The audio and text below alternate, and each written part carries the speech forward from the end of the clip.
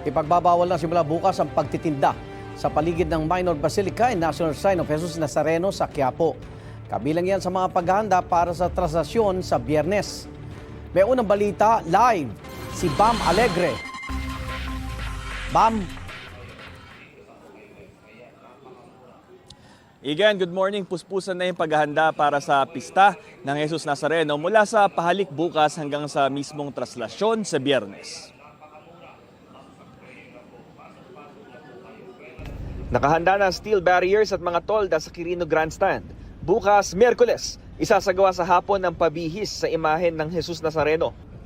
Alas 7 ng gabi naman magsisimula ang pahalik.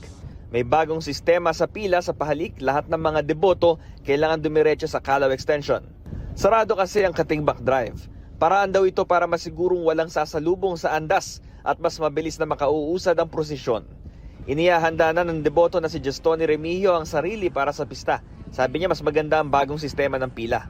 Kailangan po malakas ang tawa natin para pahinga na tayo sa pagbubuhat ng Kailangan lagi tayong kondisyon.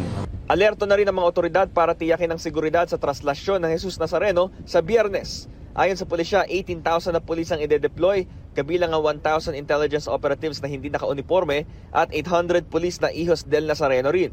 Sa Minor Basilica and National Shrine of Jesus Nazareno, nasabihan na rin ang mga vendor na hindi sila maaari magtinda simula bukas hanggang mismong traslasyon. Kaya si Elsa Erico maagang nagtinda ng mga replika ng Jesus Nazareno ngayong umaga. Marami-rami na rin, kaya lang sa ngayon matumal kasi. Kalendaryo naman ang itinitinda ni Michael Monte na isa ring deboto. Yung lang po, sa kalusugan. Kalusugan at sa financial din po. Birthday naman ngayon ng deboto na si Melchor Carullos. Hindi na raw niya kaya makipagsiksikan sa mismong pista. Sapat na raw ang pananampalataya kahit hindi siya makasama sa traslasyon. Birthday ko today kaya Kaya pala pulang-pulang ka ngayon. kaya maga ako nagsimba. Mahalaga sa akin yun kasi isa na rin ako sa deboto nitong Nazareno. Simula ng mapadpad ako doon sa Manila. So panatak na talaga din yung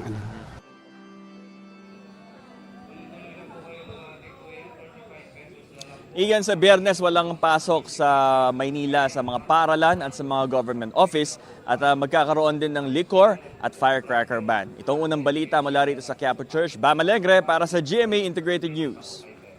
Igan, mauna ka sa mga balita, mag-subscribe na sa GMA Integrated News sa YouTube para sa iba't ibang ulat sa ating bansa.